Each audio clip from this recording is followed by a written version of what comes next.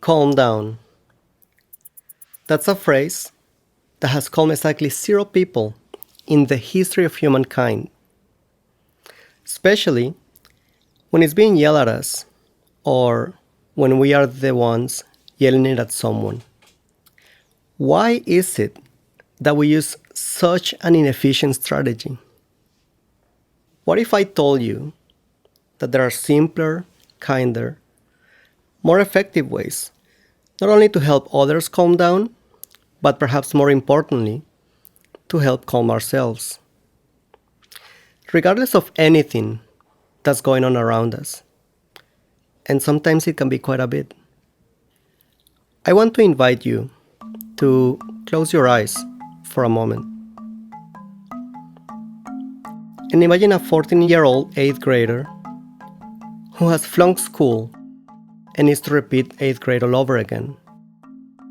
Imagine that same person at 16 losing a loved one to a tragic car accident. Imagine that person later, at 18 years old, discovering an infidelity in their first sentimental relationship. At 22, trying to get through university within the boundaries of a precarious financial situation.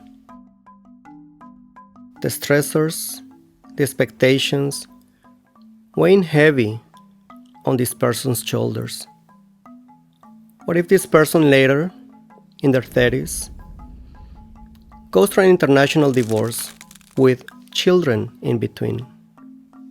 Imagine that person being torn apart from their child, who now lives on the other side of the ocean.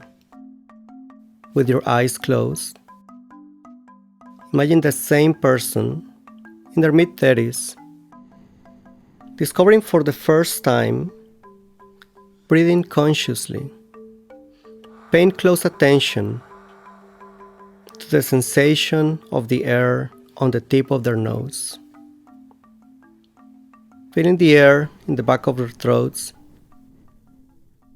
the sensation of their clothes against their skin as their lungs expand with every inhalation and contract with every exhalation.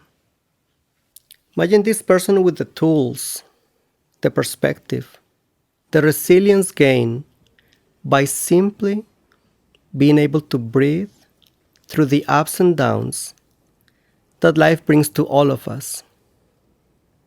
Imagine this person with the ability to simply be less reactive. Feel free to open your eyes and look at this person. And I so wanted to be next to my daughter, but there was a court and a judge and an ocean, 5,000 kilometers, 3,100 miles between us. Sundays changed for me. They were no longer about going with my daughter to the park to meet up with friends or learn how to ride a bike. I remember one day walking up Diagonal Avenue in Barcelona, seeing a girl about 5 years old, long black hair, happily riding her bicycle, just like my daughter. I started weeping right there and then. My daughter had just moved back to the States a few months prior, after I lost custody on what was, as it is often the case, yet another ugly divorce. For many months, I would have serious panic attacks. I was depressed. I didn't know if I would see her again. I was overwhelmed through the grief, not only that my marriage had failed, but the uncertainty about my relationship with my daughter. Life is full of ups and downs. And I used to categorize the downs, the stressors, as adult-only issues. But if we take a moment to reflect, the truth is that we have stressors throughout our lives, regardless of age, gender, socioeconomic status, belief system. Through this crisis, I came to identify with a quote from Matthew Quick that read, "The world will break your heart 10 ways to Sunday. That's guaranteed." And having what at the time was an immense sense of impotence and uncertainty and a broken heart, I found myself with no access to effective tools to navigate all those emotions. I had no strategy, no way to calm myself down, much less help my daughter calm down. Help her understand that yes, things were going to be difficult, but ultimately okay. In the midst of all that, I started listening to this video on YouTube, and I apologize for the pronunciation. It was called Tranquille comme un grenouille. It was a mindfulness meditation in a language where the only word I could grasp was respire, breathe. And in just 3 short minutes, my panic attack would subside. And I would just feel this energy inside of me. That's when I first discovered the world of mindfulness meditation. The second time I went through a divorce, I was lucky to be able to count on the benefits that mindfulness meditation has to offer. I was less reactive. I was able to focus more clearly on where exactly I wanted to spend my energy and my time. I was able to continue being an involved father of 2, despite the hardships that we were all going through. I discovered that I could focus my attention purposefully on breathing, and by doing so, all the clutter, all the chatter, all the noise, the negative narrative inside my head would go away. I discovered that I could focus again. I could move away from merely reacting to the events that were happening to me around my life and choose how to act based on my values, on my needs, on my children's needs. I discovered that I didn't have to find a guru or a master someplace far away to find a quieter place inside of me. I just needed to practice mindfulness meditation like a child practices riding a bicycle. Now, when we talk about emotions, when we're dealing emotionally with a situation, we need tools in our own native language. Through my journey, I discovered that if you didn't speak English or French or lived in one of the richer economies in the world, not only did you have less options or materials to find out about the benefits of mindfulness meditation, but also your access to relevant, high-quality scientific information was supremely diminished. That felt unfair. Almost all of the content I found was primarily in English and not available in Spanish.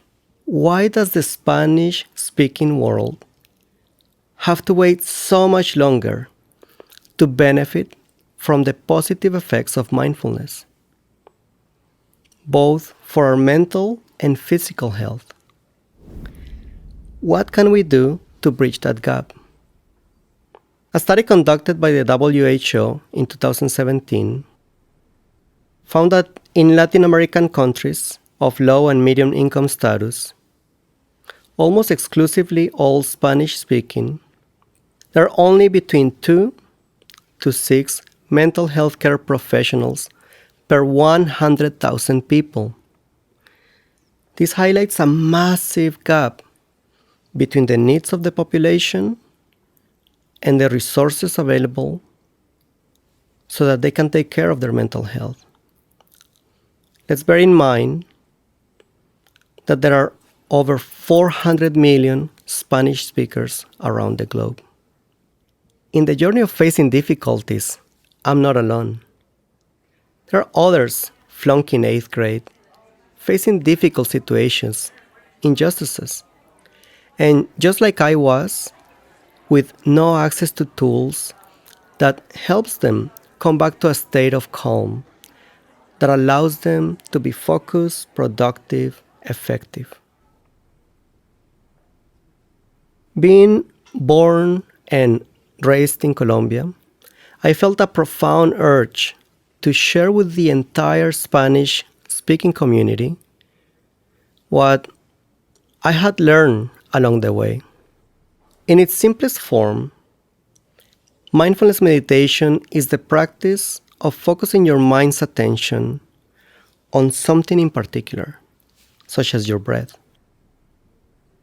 Through scientific inquiry, we humans understand what is it about this practice, what is it about this ancient tradition that actually helps us calm down, appease our minds.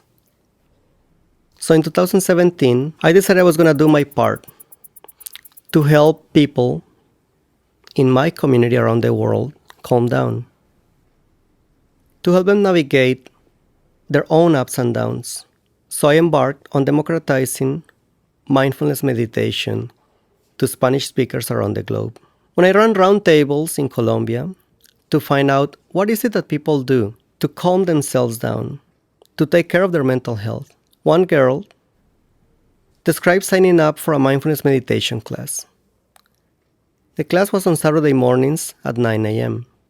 She lived on the other side of town, so for her, taking care of her mental health meant not being able to do activities with her friends on Friday evenings, because you have to get up at 6:45 in the morning to make it to class on time. The class was 2 hours long, so by the time she got back home, her entire Saturday morning would have vanished. That's a big price to pay for something that isn't widely known in her culture to be effective. What was the solution then?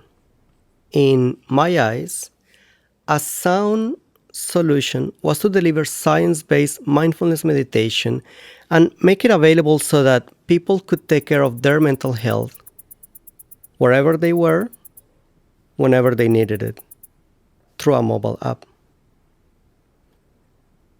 In January 2021, 4 years after I poured myself on this project, on this journey, our first clinical study was published in the International Journal of Environmental Research and Public Health in Switzerland. It is to date the first study conducted exclusively with native Spanish speakers as participants using an app in their native language. The study was led by a team of researchers at the University of Burgos, had 164 participants, and the results were fascinating. For one, people increase their levels of mindfulness. They decrease their negative emotions, increase their ability to forgive themselves and others. They were more creative, and perhaps most important of all, they were more satisfied with their own life. And who doesn't want to be more satisfied with their own life? English speakers might be familiar with names like John Kabat-Zinn, Sarah Lazar, Richard Davidson, Daniel Goleman, maybe even know their work. But even if we don't know exactly the accomplishments of these scientists dedicated to researching the benefits of mindfulness meditation, their names sound familiar to us. That sensation of familiarity, perhaps even trust, is exactly what happens to Spanish speakers when we hear names like Juan Pablo Pizarro Ruiz, María Camino Escolar, Javier García Campayo, Nuria Ordóñez, Mario del Líbano, Nazaret Castellanos, Christian Co. Names of researchers devoted to the needs of our community in the Spanish-speaking world. Discovering mindfulness meditation will not make hardships disappear from anyone's lives. It didn't make hardships disappear in my life. I went through a lot of grief through my second divorce. Launching a startup and putting it all on the table to the point of turning your pockets inside out, maxing out credit cards, even throwing your 401k behind it to at least get a chance to make a dent in this massive need for effective tools to take care of our mental health is full of uncertainties. Even having that phone call where my mom would ask me, "So when are you going to get a real job again?" And I'll be thinking, this is the most important job of my life so far. Thanks to the advent of technology, I'm able to help thousands of people who have long been denied access to scientifically proven mental health care resources. I have at least one truth inside of me, and that's what I like you to take today. Learn to pay attention to your breath. Learn to calm yourself down. And you will be able to ride the ups and downs of life with a different perspective, a different air around you. Matthew Quick did say, "The world will break your heart 10 ways to Sunday, that's guaranteed." And he continues, "And I cannot explain that or the craziness inside myself and everybody else, but guess what? Sunday is my favorite day again." There will be times when we lose ourselves, when things seem so impossibly difficult, when things seem lackluster, even things we really used to enjoy. And when our hearts break, things will most likely never be the same. But that doesn't mean they cannot be good again. I still go through hardships in my life, of course, and I see others go through them. But the way I react to those hardships has drastically improved. The last time my daughter got sick from the anxiety of boarding a plane alone, instead of telling her to calm down, I embraced her and said, "Breathe. Thank you."